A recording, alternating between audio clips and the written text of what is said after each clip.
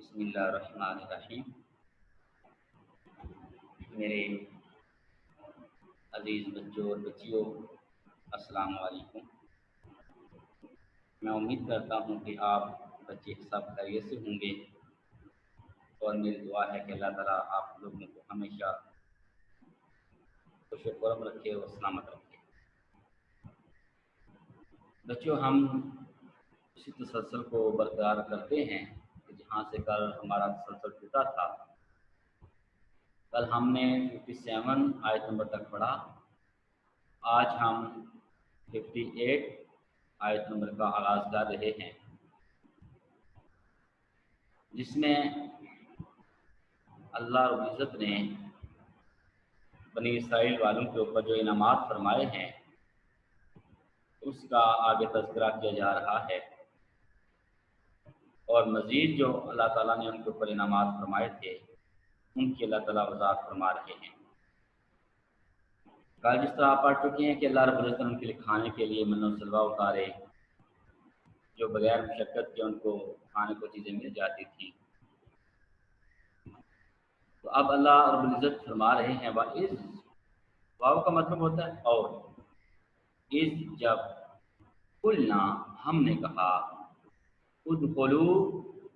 दाखिल हो जाओ, हाज़िहिल क़रयता इस बस्ती में, इस शहर में, फाकुलू पस खाओ, मिनहा वहाँ से, हैसु शिअ्तुम रगादन जो तुम्हारे जी में आए, बिला रोक टोक तुम खाओ। वदखुलुल बाब सुज्जदन और दरवाजे में सजदा करते हुए दाखिल हो जाओ। वक़ूलू हित्ततुन नग़फिर लकुम, वक़ूलू और कहो, हित्ततुन नग़फिर लकुम खतायाकुम कि हमारे गुनाह माफ़ हों, हम तुम्हारी खताएँ बख्श देंगे। वसनज़ीदुल मुहसिनीन और करीब है, ये जो सीन शुरू में आया सनज़ीदु, सनज़ीदु बच्चों ये करीब के लिए इस्तेमाल होता है और उसके अगर शुरू में सौफा ग्रामेटिकली जो अरबी के लिहाज से है वो बैद के लिए इस्तेमाल होता है। सनज़ीदुल मुहसिनीन और करीब है कि नेकी वालों को और ज़्यादा दें। आप दोबारा देखिए, हम तर्जुमा पढ़ते हैं। वइज़ क़ुलना दुख़ुलू हाज़िहिल क़रयता और जब हमने फरमाया इस बस्ती में दाखिल हो जाओ, फाकुलू मिन्हा हैसु शिअ्तुम रगादन इसमें जहाँ चाहो बिला रोक टोक इसमें से खाओ। वदखुलुल बाब सुज्जदन और दरवाज़ा में सजदा करते हुए दाखिल हो जाओ। वक़ूलू हित्ततुन नग़फिर लकुम खतायाकुम और कहो हमारे गुनाह माफ़ हों, हम तुम्हारी खताएँ बख्श देंगे। वसनज़ीदुल मुहसिनीन और करीब है कि नेकी वालों को और ज़्यादा हम अता करें।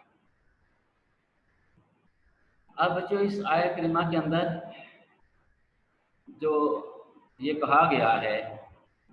इस शहर में दाखिल हो जाओ, करिया करिया तो कहते हैं शहर को, इस शहर में दाखिल हो जाओ। तो यहाँ इस शहर से मुराद बैतुल मुक़द्दस मुराद लिया गया है या अरीखा जो बैतुल मुक़द्दस के करीब है, जिसमें उम्मालका आबाद थे और वो इसे खाली कर गए थे और वहाँ गल्ले और मेवाजात की कसरत थी। इस बस्ती के दरवाजे में दाखिल होने का फरमाया गया और ये दरवाज़ा इनके लिए काबा की तरह था और इसमें दाखिल होना और इसकी तरफ सजदा करना गुनाहों की माफ़ी का सबब था। बनी इसराइल को हुक्म ये था कि दरवाजे में सजदा करते हुए दाखिल हों और ज़ुबान से क्या कहें, हित्ततुन, यानी ये कलमा इस्तिग़फ़ार है, ये बख्शिश के लिए है कि हमारे गुनाहों की बख्शिश हो, हमारे गुनाहों को माफ़ किया जाए। तो गोया कि उनको ये कलमा इस्तिग़फ़ार पढ़ने की तलकीन की गई कि इस शहर में दाखिल होना, एक तो सजदा करते हुए और दूसरा ये साथ साथ कलमा इस्तिग़फ़ार पढ़ते हुए, ताकि अल्लाह रब्बुल इज़्ज़त जो तुम्हारी नाफरमानियाँ हैं, जो तुम्हारी कोताहियाँ हैं और जो तुम्हारे अल्लाह रब्बुल इज़्ज़त के अहकामात को तोड़ने वाली चीज़ें हैं, उनसे तुम्हें रिहाई और खलासी मिल सके और मुआफ़ी का परवाना तुम्हें दिया जा सके। उन्होंने अल्लाह के इन दोनों हुक्मों की मुखालफत की। सजदा करने की बजाय, यानी सजदा करते हुए उन्होंने दाखिल होना था जो अल्लाह का हुक्म था, तो बजाय बच्चों वो सजदा करने के, वो सीनों के बल घसीटते हुए अपने आप को दाखिल हुए। और दूसरा, तौबा और इस्तिग़फ़ार का कलमा पढ़ने की बजाय मज़ाक के तौर पर ना वो हित्ततुन को, यानी हब्बतुन फी शारतिन कहने लगे, जिसका माना था बाल में दाना। और एक जगह पे है कि वो हित्ततुन की बजाय वो हब्बतुन पढ़ने लगे। हब्बतुन का मतलब है गंदम का दाना। इस मज़ाक और नाफरमानी की सज़ा में उन पर ताउन मुसल्लत किया गया। ताउन एक बीमारी थी जो उस कौम के ऊपर मुसल्लत की गई और जिससे हज़ारों इसराइली जो लोग थे, यानी यहूदी जो थे, हज़ारों की तादाद में वो हलाक हुए और वो मर गए। तो अल्लाह ताला को उनके ऊपर अज़ाब मुसल्लत किया गया, इस वजह से कि उन्होंने अल्लाह ताला के अहकामात को नहीं माना। अल्लाह ताला ने जो हुक्म दिया था, एक तो सजदा करते हुए दरवाजे से दाखिल होना, दूसरा अपने गुनाहों की बख्शिश मांगते हुए वहाँ से अंदर दाखिल होना। आप उन्होंने दोनों काम नहीं किए तो अल्लाह रब्बुल इज़्ज़त ने उनके ऊपर ताउन बीमारी को मुसल्लत फरमा दिया। तो इससे पता चला कि जितनी भी ये इंसानों के ऊपर आजमाइशें आती हैं या आफात और बलियात आती हैं और इंसानों को उन मुसीबतों से और बीमारियों से दो चार होना पड़ता है, उसमें जो मेन वजह होती है वो इंसान के अपने आमाल होते हैं। उसमें इंसान की अपनी कोताहियाँ शामिल होती हैं, उसमें इंसान की जो है अपनी ललसियाँ होती हैं कि जिनके ऊपर वो डटा रहता है और अल्लाह की तरफ रुजू नहीं करता, अल्लाह की तरफ वो माफ़ी नहीं मांगता और अपने गुनाहों के ऊपर नादिम नहीं होता, जिसकी वजह से अल्लाह की पकड़ के अंदर इंसान आता है। और इंसान जब अल्लाह की पकड़ में आता है तो फिर इंसान अल्लाह को पुकारता है। अल्लाह ताला फरमाते हैं कुल कल इंसान मलूबा इज़ा मस्सहु शर्रु जज़ूआ व इज़ा मस्सहुल खैरु मनूआ। इंसान लालची पैदा किया गया है, जब इसको खैर पहुंचती है तो ये उसको रोक लेता है और जब इसको तकलीफ पहुंचती है तो जज़ा क़ज़ा करता है, आहुजारी करता है, फिर वो बेसब्री का मुज़ाहरा करता है। यानी इंसान अल्लाह से मांगता है या इलाहुल आलमीन मुझे अपनी नेमतों से सरफराज फरमा दे, मुझे दौलत की नेमत से सरफराज फरमा दे। अब अल्लाह ताला उस इंसान की जब दुआ को शर्त कबूलियत से नवाजते हैं, उसके पास दौलत आ जाती है, पहले वो कहता है कि इलाहुल आलमीन मैं गरीब हूँ, मैं नादार हूँ, मैं कमज़ोर हूँ, मेरे पास ऐसे वसाइल नहीं हैं कि मैं किसी गरीब की मदद कर सकूँ, मैं किसी गरीब का सहारा बन सकूँ। बच्चों, जब अल्लाह रब्बुल इज़्ज़त उस इंसान को इन नेमतों से नवाज देते हैं तो इंसान क्या करता है? इंसान उन सारे वसाइल और दौलत के ऊपर सांप बन के बैठ जाता है, वो सांप बन के बैठ जाता है और वो अल्लाह की उस खैर को बजाय तकसीम करने के और लोगों तक पहुँचाने के, वो अपने तक महदूद करने की कोशिश करता है। जब वो अपने तक महदूद करने की कोशिश करता है तो ये भी अल्लाह ताला के उन जो उसकी अल्लाह ताला की तरफ से नेमतें हैं उनकी नाशुक्री है, उनकी नाकदरी है। और जब इंसान अल्लाह ताला की नेमतों की नाकदरी करता है, नाशुक्री करता है, तो अल्लाह ताला की पकड़ इंसान को अपने लपेट में लेती है, फिर इंसान अफज़ारी करता है, फिर इंसान जो है वो बेसब्री का मुज़ाहरा करता है, हाय रब्बा मैं तो मर गया, मैं तो लुट गया, मैं तो बर्बाद हो गया। लेकिन इंसान को चाहिए कि जब अल्लाह की नेमतें मिलें उसका शुक्र बजा लें। अल्लाह रब्बुल इज़्ज़त फरमाते हैं इन शकरतुम लअज़ीदन्नकुम, अगर तुम मेरा शुक्र अदा करोगे तो मैं तुम्हें अपनी नेमतों में इजाफा कर दूंगा, मैं तुम्हें और ज़्यादा अता करूँगा। आप देखिए, हम में से हर बंदा चाहता है मेरे रिस्क में बरकत हो, मेरे पास रिस्क आए। तो जितनी हिम्मत, जितनी तौफीक है ना आपके पास, इतना ही आप दूसरे गुरबा व मसाकीन को या दूसरे लोगों को शामिल करते जाएं अपने रिस्क में, तो अल्लाह ताला तुम्हारे रिस्क में बरकतें डालता जाएगा। हम चाहते हैं कि लोग मेरी इज्जत करें, मेरी इज्जत में इजाफा हो। तो बच्चों, जितनी इज्जत दूसरों को देंगे, दूसरों को इज्जत देते जाएंगे, अल्लाह रब्बुल इज्जत हमारी इज्जत में इजाफा करता जाएगा। तो ये चीज़ें बांटने से बढ़ती हैं, ये तकसीम करने से बढ़ती हैं। और इंसान जो इन चीज़ों का ख्वाहिशमंद होता है, तो इंसान के पास ये चीज़ें लौट के आती हैं। अगर हम ये चाहें कि हम दूसरों को बेइज्जत करें, हम दूसरों के ऊपर तामज़नी करें, हम दूसरों के ऊपर जो इल्ज़ाम तराशी करें, और हम खुद ये कहें कि लोग मेरी इज़्ज़त करें, मेरी जो है रेस्पेक्ट करें, तो बच्चों ये ऐसा नहीं होता। हमें कोशिश करनी चाहिए कि जो हम अपने लिए पसंद करते हैं, हम दूसरों के लिए पसंद करें। हमारे प्यारे आका अलैहिस्सलाम ने इरशाद फरमाया, ला युमिनु अहदुकुम हत्ता युहिब्बु लिअखीहि मा युहिब्बु लिनफ्सिही। तुम में से कोई शख्स उस वक्त तक ईमान वाला नहीं हो सकता जब तक अपने दूसरे भाई के लिए वही चीज़ पसंद न करे जो अपने लिए पसंद करता है, जो अपने लिए पसंद करता है। तो बच्चों, ये चंद रोज़ा ज़िंदगी है,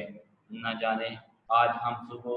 ज़मीन के ऊपर थे और शाम को हम ज़मीन के नीचे चले जाएं। तो अपनी ज़िंदगी को बामकसद बनाइए, अपनी ज़ात को लोगों के लिए नाफिया बनाइए, अपने आप को इस लेवल का बना लीजिए और अपने अंदर कोई चीज़ पैदा कर लीजिए और ये कोशिश कीजिए कि मेरी ज़ुबान से निकलने वाले जुमलों की वजह से किसी की दिल आज़ारी ना हो, मेरे मुंह से निकलने वाले अल्फाज की वजह से किसी के दिल के ऊपर बोझ ना आए। हाँ, हो सके तो किसी के दिल के बोझ को हल्का करने की कोशिश कीजिए, किसी का गम सुन के उसके बोझ को हल्का करने की कोशिश कीजिए। अगर उसका बोझ तकसीम कर सकते हैं, उसके बोझ को तकसीम कीजिए। अगर किसी इंसान के दिल के ऊपर लगे हुए जख्म है, तो बच्चों मरहम का काम कीजिए, ना कि नमक पाशी का काम। इस तरह आजकल लोग अमूमन ऐसा ही करते हैं कि बजाय किसी का गम बांटने के हम खुश होते हैं। तो आज अगर हम किसी के गम के ऊपर खुश होंगे, कल भी हमारे गम के ऊपर खुश होगा। तो हमें अपनी ज़ात को नाफी बनाना है, हमें अपने आप को दूसरों को फ़ायदा मंद बनाना है। और मेरे और आपके प्यारे आका अलैहिस्सलाम ने इरशाद फरमाया कि खैरुन नास मन यनफउन नास, लोगों में से बेहतरीन लोग वो हैं जो दूसरों के लिए नफ़ा बख्श हैं, जो दूसरों के लिए नाफे हैं।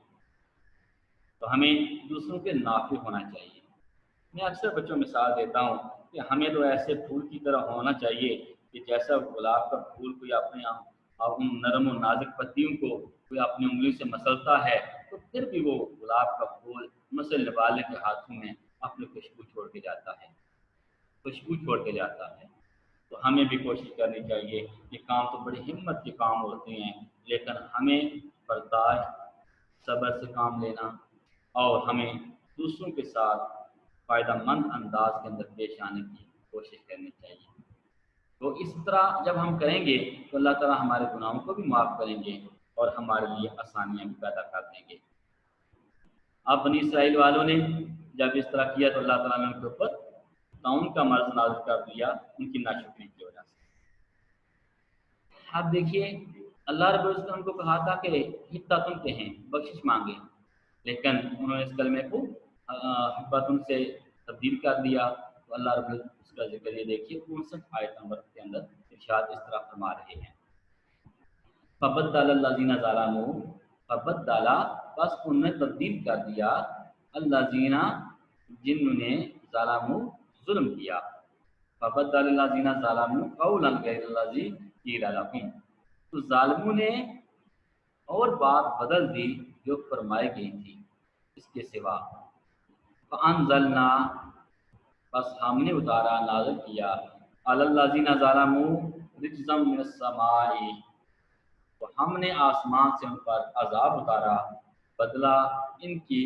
यानी बेहुक्मी का, बिमा कानू यफसुकून, यानी आशा का यफसुकून का मतलब होता है फिस्क करते हैं, जो एलानिया गुनाह करते हैं। बिमा कानू यफसुकून यानी उनके بے حکمی کی وجہ سے ہم نے آسمان سے ان کے اوپر عذاب اتارا۔ دوبارہ دیکھیے آیت، فبدل الذین ظلموا قولا غیر الذی قیل لہم، تو ظالموں نے اور بات بدل دی جو فرمائی گئی تھی اس کے سوا، فانزلنا علی الذین ظلموا رجزا من السماء، تو ہم نے آسمان سے ان کے اوپر عذاب اتارا، بما کانوا یفسقون، بدلہ ان کی بے حکمی کا، یعنی اللہ کا جو حکم نہیں مانا تھا۔ فانزلنا علی الذین ظلموا رجزا من السماء، تو ہم نے آسمان سے ان ظالموں پر عذاب نازل کر دیا۔ تو بنی اسرائیل پر طاعون کا عذاب مسلط کیا گیا، اور اس کی وجہ سے ایک ساتھ میں یعنی ایک گھڑی میں ان کے 70,000 آدمی ہلاک ہوئے تھے۔ تو اندازہ لگائیے بچوں کہ انہوں نے جب اللہ تعالیٰ کے حکم کو تبدیل کیا، جب اللہ رب العزت کے اس فرمان کو تبدیل کیا کہ جو اللہ کا حکم تھا کہ تم حتتن کہتے ہوئے وہاں داخل ہونا، اور انہوں نے حتتن کو جو ہے وہ حبتن سے تبدیل کر دیا، جس کا معنی تھا گندم کا دانہ۔ اللہ تعالیٰ نے ان کے اوپر جو ہے وہ عذاب مسلط کر دیا، اور عذاب مسلط طاعون کا نازل ہوا، 70,000 آدمی ان کے ہلاک کر دیے گئے اور ان کو مار دیا گیا۔ تو یہ جب ان کے اوپر یہ عذاب آیا، تو اس لحاظ سے یہ طاعون کے بارے میں 3 احادیث ہیں، تو یہ خدا اس حوالے سے بھی ریلیٹڈ ہیں کہ آج کل جس طرح کرونا آیا ہوا ہے، تو یہ سمجھ لیجیے کہ کرونا وبا جو ہے اسی طرح کی وبا پہلے طاعون بھی آئی تھی۔ طاعون یعنی ایک تو یہ بنی اسرائیل کے اوپر آئی کہ جس کی وجہ سے 70,000 آدمی بنی اسرائیل کے وہ مر گئے اس عذاب کی وجہ سے، اور اسی طریقے سے رسول پاک صلی اللہ علیہ وآلہ وسلم نے طاعون کے حوالے سے ذکر فرمایا ہے، اور اس بیماری کے حوالے سے کچھ احادیث ہیں جن کو ہم بیان کرتے ہیں۔ حضرت اسامہ رضی اللہ تعالی عنہ سے روایت ہے، اور اس حدیث پاک کو امام مسلم نے اپنے صحیح مسلم شریف کے اندر بیان کیا ہے، کتاب السلام، باب الطاعون والطیرہ والکہانہ والنحوہا کے اندر اس کا ذکر ہے۔ حضرت اسامہ رضی اللہ تعالی عنہ اس بات کو بیان کرتے ہیں کہ حضور اقدس صلی اللہ تعالی علیہ وآلہ وسلم نے ارشاد فرمایا، بے شک یہ طاعون ایک عذاب ہے جسے تم سے پہلے لوگوں پر مسلط کیا گیا تھا، لہذا جب کسی جگہ طاعون ہو اور تم وہاں موجود ہو تو تم طاعون سے بھاگ کر وہاں سے نہ نکلو، اور جب کسی جگہ طاعون ہو تو وہاں تم نہ جاؤ۔ اب بچوں اس حدیث کو آپ نے ذہن نشین کر لیا۔ دیکھیے حضور پاک صلی اللہ علیہ وسلم نے کیا ارشاد فرمایا، آپ نے فرمایا کہ بے شک یہ طاعون جو ہے نا یہ ایک عذاب ہے۔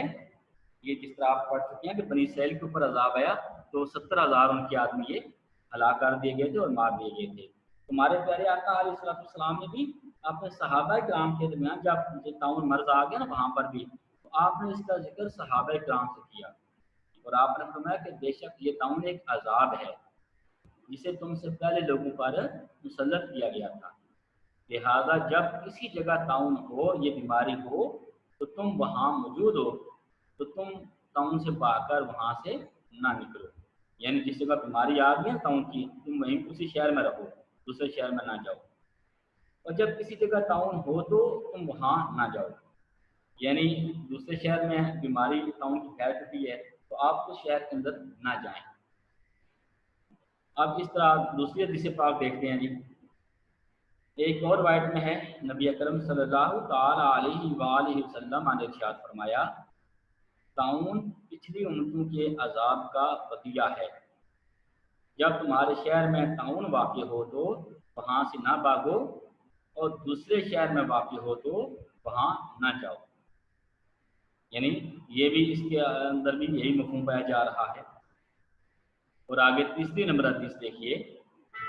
ام المومنین حضرت عائشہ صدیقہ رضی اللہ تعالی عنہا اس حدیث پاک کو بیان فرماتی ہیں کہ میں نے رسول اللہ صلی اللہ تعالی علیہ وآلہ وسلم سے طاعون کے بارے میں عرض کی، تو انہوں نے مجھے بتایا کہ طاعون ایک عذاب ہے، اللہ تعالیٰ جس پر چاہتا ہے یہ عذاب بھیج دیتا ہے، اور اللہ تعالیٰ نے اسے اہل ایمان کے لیے رحمت بنایا ہے۔ کوئی مومن ایسا نہیں جو طاعون میں پھنس جائے لیکن اپنے شہر ہی میں صبر سے ٹھہرا رہے اور یہ سمجھے کہ جو اللہ تعالیٰ نے لکھ دی ہے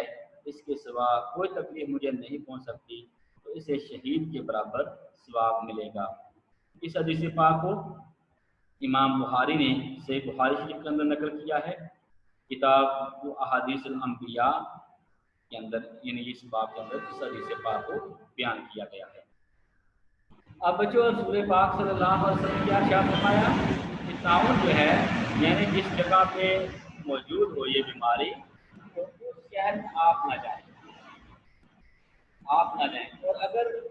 مثال کے طور پر میں آپ کو مثال دیتا ہوں کہ ہم شہر اپنے اسرائیل مجید کے اندر رہتے ہیں، تو اسرائیل مجید کے اندر جس طرح کرونا ہے، کرونا آ گیا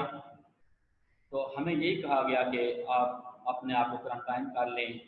قرنطینہ کے اندر چلے جائیں، تو آپ اپنے شہر سے دوسرے شہر کی طرف نہ جائیں۔ جس طرح چائنا کے اندر ہمارے کچھ اسٹوڈنٹس تھے، وہ پاکستان نہیں آئے، وہیں پہ ٹھہرے رہے۔ تو اس طرح یعنی یہ کوئی حدیث یا اسلام کے منافی چیز نہیں ہے، بلکہ یہ ایک عین ہمارے پیارے آقا علیہ السلام کی تعلیمات کے مطابق چیز ہے کہ اگر ہمارے شہر میں کرونا آ گیا ہے تو ہمیں چاہیے کہ ہم اپنے ہی شہر میں رہیں۔ اگر یہاں پہ کرونا نہیں ہے، لاہور کرونا کی وبا پھیل چکی ہے، تو ہمیں حکم دیا گیا کہ وہاں آپ نہ جائیں، آپ بچیں، وہاں آپ اس شہر کے اندر نہ جائیں۔ تو اس سے پتہ چلا کہ یہ جو کرونا کی وجہ سے مسائل درپیش ہوئے ہیں، اور یہ اس طریقے سے کچھ ہمارے پاکستان کے لوگ باہر تھے اور ان کو پاکستان لانے میں دقت پیش آئی، اور اسی طریقے سے ایک شہر سے دوسرے شہر منتقل ہونے میں دقت پیش آئی، اور اس طریقے سے ٹریفک کا نظام جام کیا گیا یا سارے شہروں کو جو ہے وہ بند کیا گیا، اور یہ کہا گیا کہ اپنے اپنے شہر میں ہی رہیں، اپنے اپنے گھروں تک محدود رہیں۔ تو یہ ہمارے آقا علیہ السلام کی تعلیمات ہی اس طرح تھیں کہ آپ صلی اللہ علیہ وآلہ وسلم نے گویا ارشاد فرمایا کہ جب کوئی بیماری تمہارے شہر میں آئی ہے، آپ دوسرے شہر میں نہ جائیں، کیونکہ اگر ہمارے اسرائیل مجید شہر کے اندر اگر کرونا ہے، ہم دوسرے شہر میں جائیں گے تو یہ بیماری وہاں پر بھی چلی جائے گی۔ اس طریقے سے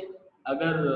ہمارے اسرائیل مجید شہر کے اندر یہ کرونا نہیں ہے، لاہور شہر کے اندر کرونا ہے، ہم وہاں پہ جائیں گے تو وہاں سے وہ بیماری ہمیں لگ جائے گی، اور وہ بیماری ہم واپس اپنے شہر کے اندر لے کے آ جائیں گے۔ تو اسی طرح حضور پاک صلی اللہ علیہ وسلم نے فرمایا کہ جس شہر میں تم ہو نا،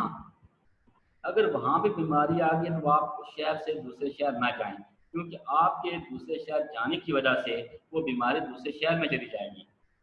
دوسروں کا نقصان ہوگا۔ تو اس میں بھی گویا کہ یعنی ہمیں یہ قربانی دینے کا درجہ اور ایثار کا یہ سبق سکھایا جا رہا ہے کہ آپ اپنے شہر کے اندر رہیں۔ اور ہمارے پیارے آقا علیہ السلام نے ارشاد فرمایا کہ جس شہر کے اندر طاعون آ گیا ہے یا ایسی بیماری آ گئی ہے، اور آپ اپنے شہر میں ہی صبر سے ٹھہرے رہتے ہیں، صبر کرتے ہیں اور کہتے ہیں کہ ہمارے شہر میں بیماری آئی ہے، میں یہاں سے بھاگ کے نہ جاؤں،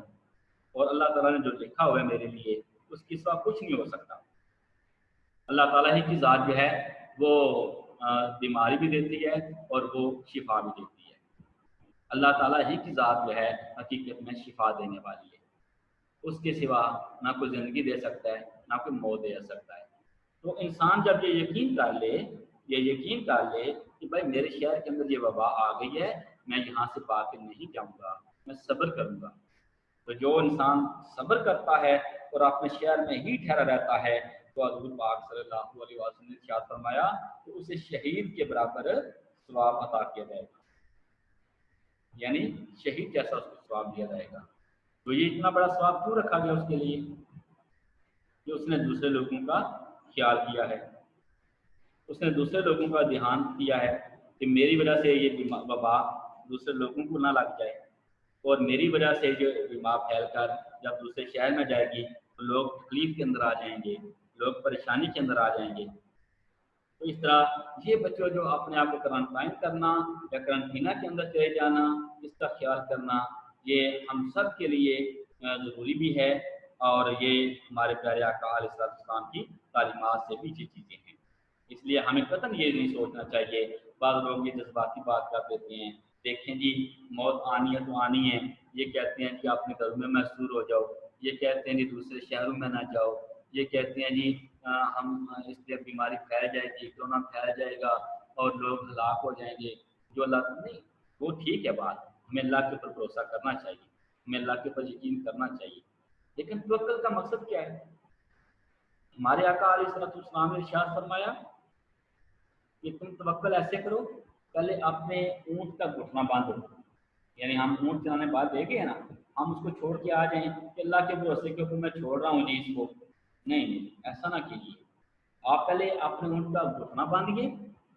گھٹنا باندھ کے بعد پھر آپ اللہ کے اوپر بھروسہ اور یقین کیجیے کہ اب میرا اللہ تعالیٰ حامی ناصر ہے۔ یعنی پہلے آپ اپنے وسائل پروکار لائیں اور اپنے آپ کو بچائیے۔ مثال کے طور پر ہم میدان جہاد میں جاتے ہیں،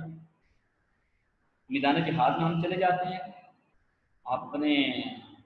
کافروں کے ساتھ ہم لڑتے ہیں، اور اگر ہم اپنا دفاع نہ کریں، ہم سامنے سینہ تان کے کھڑے ہو جائیں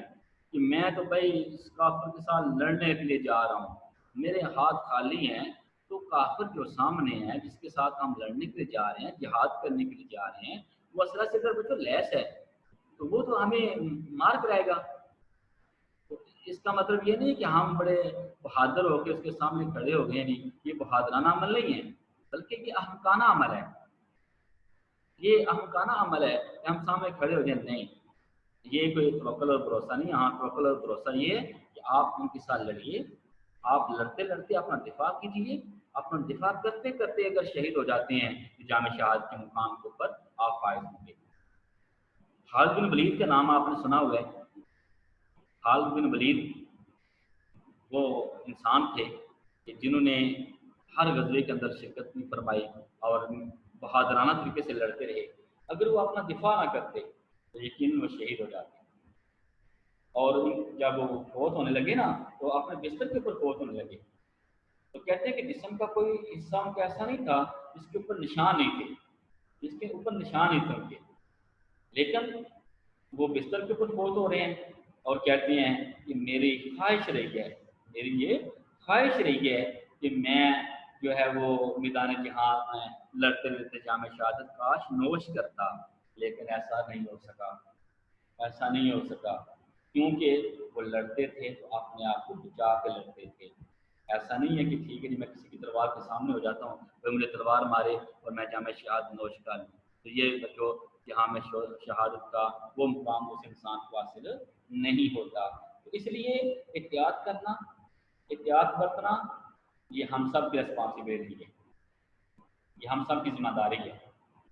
اور یہ احتیاط جو ہے یہ احتیاط قرآن، سنت اور ہمارے پیارے آقا علیہ السلام کے فرامین کے منافی نہیں ہے، بلکہ عین ہمارے پیارے آقا علیہ السلام کی تعلیمات کے مطابق یہ چیزیں ہیں کہ آپ صلی اللہ علیہ وسلم نے ارشاد فرمایا کہ جس جگہ یہ بیماری تعاون کی پھیلی ہوئی ہو وہاں تم نہ جاؤ، اور اگر تمہارے شہر میں پھیل گئی ہے تو پھر تم جو ہے وہ اپنے شہر سے باہر نہ نکلو۔ تو اس لیے ہمیں ان چیزوں کے اوپر دھیان دینا چاہیے، اور آئندہ بھی جب ہم کالج میں آئیں تو ہمیں جو بھی ایس او پیز دی جائیں اور جن جن احتیاطی تدابیر کا ہمیں حکم دیا جائے تو بچوں ہمیں ان کو پروکار لانا چاہیے، اور یہ نہیں سوچنا چاہیے کہ بھائی یہ تو ایک ایسے خام خواہ تکلیف کے اندر ہمیں ڈالنے والی چیزیں ہیں، نہیں، ہمیں احتیاط کرنا ہر حال میں ضروری ہے۔ آگے بچوں آیت نمبر 60 دیکھیے۔ حضرت سیدنا موسیٰ علیہ السلام کی قوم جو ہے وہ بڑی لالچی سی قوم تھی، جب بھی کوئی دقت مشقت پیش آتی نا تو حضرت موسیٰ علیہ السلام سے اس چیز کا مطالبہ کر لیتے۔ حضرت موسیٰ علیہ السلام دیکھیے آپ اس چیز کا ذکر فرمایا جا رہا ہے، وَإِذِ اسْتَسْقَىٰ مُوسَىٰ لِقَوْمِهِ وَإِذِ اسْتَسْقَىٰ مُوسَىٰ لِقَوْمِهِ، اور جب موسیٰ علیہ السلام نے اپنی قوم کے لیے پانی مانگا، فَقُلْ نَضْرِبْ بِعَصَاكَ الْحَجَرَ، تو ہم نے فرمایا اس پتھر پر اپنا عصا مارو، فن فجرت من حسنتا اشرتا عینا، تو فوراً اس میں سے 12 چشمے بہ نکلے، قد علم کل اناس مشربہم، ہر گروہ نے اپنا گاٹ پہچان لیا، کلو واشربو من رزق اللہ، کھاؤ اور پیو خدا کا دیا ہوا، ولا تعصوا فی الارض مفسدین، اور زمین میں فساد اٹھاتے نہ پھرو، زمین میں فساد نہ پھیلاؤ۔ آپ دوبارہ دیکھیے اس آیت کی طرف، وَإِذِ اسْتَسْقَىٰ مُوسَىٰ لِقَوْمِهِ، وَإِذِ اسْتَسْقَىٰ واو کا مطلب ہوتا ہے اور اذا جب، استسقا پانی مانگا، موسیٰ علیہ السلام نے لقومہ اپنے قوم کے لیے، فقلنا بس ہم نے کہا اضرب آپ ماریے بعصاک الحجر، پتھر کے اوپر اپنا عصا۔ وَإِذِ اسْتَسْقَىٰ مُوسَىٰ لِقَوْمِهِ فَقُلْنَا نَضْرِب بِعَصَاكَ الْحَجَرَ، جب موسیٰ علیہ السلام نے اپنی قوم کے لیے پانی مانگا تو ہم نے فرمایا اس پتھر پر اپنا عصا مارو، فن فجرت من حسنتا اشرتا عینا، تو فوراً اس سے 12 چشمے بہ نکلے، قد علم کل اناس مشربہم، تو ہر گروہ نے اپنا گاٹ پہچان لیا، کلو واشربو من رزق اللہ، کھاؤ اور پیو خدا کا دیا ہوا رزق میں سے، ولا تعصوا فی الارض مفسدین، اور زمین میں فساد نہ پھیلاؤ۔ اب اس آیت کے اندر بیان فرمایا جا رہا ہے کہ جب میدان طیہ میں بنی اسرائیل نے پانی نہ پایا تو حضرت موسیٰ علیہ السلام کی خدمت میں قوم نے فریاد کی، حضرت موسیٰ علیہ السلام کو اللہ تعالیٰ کی طرف سے حکم ہوا کہ اپنا عصا پتھر پر مار، کیونکہ میدان طیہ کے اندر پانی نہیں تھا اور وہ پیاس سے نڈال ہونے لگی قوم، تو جب قوم پیاس سے نڈال ہونے لگی تو انہوں نے اپنے نبی سے کہا کہ ہماری مشکل حل کیجیے، کیونکہ ان کے علم میں تھا کہ ہم اپنے پیارے نبی کو، ہم اپنے پیغمبر کو ہم کہیں گے تو ہماری مشکل آسان ہو جائے گی۔ تو حضرت موسیٰ علیہ السلام سے جب انہوں نے مطالبہ کیا تو اللہ تعالیٰ نے فرمایا کہ ٹھیک ہے اپنا عصا ماری ہے، ان کے پاس ایک ڈنڈا تھا، تو ڈنڈا ماری، آپ نے اس پتھر کے اوپر جب ڈنڈا مارا تو وہاں سے پانی کے 12 چشمے بہ نکلے، اور پانی کے 12 چشمے بہ نکلے تو وہ قبیلے بھی جو تھے وہ بھی 12 تھے، 12 ہی قبیلے تھے،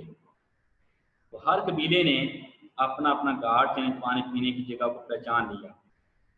اور سارے قبیلوں نے سیر ہو کے پانی پیا۔ تو رات بتاتی ہے کہ جس پہاڑی سے چشمے پھوٹے اس پہاڑی کا نام خورب تھا، وہ چٹان آج بھی سرائے سینا میں موجود ہے اور سیاح اسے جا کر دیکھتے ہیں، اور چشموں کے شکاف آج تک بھی وہاں پائے جاتے ہیں۔ نیز فرمایا کہ ہر قبیلہ کو اپنے گھاٹ کا پتہ چل گیا تاکہ وہ اپنے گھاٹ سے پانی پی سکے۔ اس عظیم انعام پر انہیں ہدایت کی گئی کہ اللہ تعالیٰ کا عطا کردہ رزق کھاؤ پیو، اس کی نعمتوں کا شکریہ ادا کرو، احکام شریعت کی پابندی کرو، قوانین شریعت کو توڑ کر زمین میں شر فساد برپا نہ کرو۔ تو گویا کہ اللہ تعالیٰ جب نعمتیں عطا فرماتا ہے تو پھر کچھ چیزوں کی ہمیں ممانعت بھی کرتا ہے کہ بھائی میں تمہیں نعمتیں دے رہا ہوں، میری نعمتوں کا ناجائز فائدہ نہ اٹھاؤ، بلکہ اللہ تعالیٰ کی شکر گزاری بجا لاؤ، اللہ تعالیٰ کا شکر بجا لاؤ۔ تو ہمیں بچوں کوشش کرنی چاہیے کہ اللہ تعالیٰ ہمیں جب کوئی نعمتیں دیتا ہے، ہمیں اتنے دیتا ہے، ہم اس کا پاس کریں اور اپنے پروردگار کی بارگاہ میں شکر ادا کریں اور اس کے احسان مند رہیں۔ وآخر دعوانا الحمدللہ رب العالمین۔ السلام علیکم ورحمۃ اللہ وبرکاتہ۔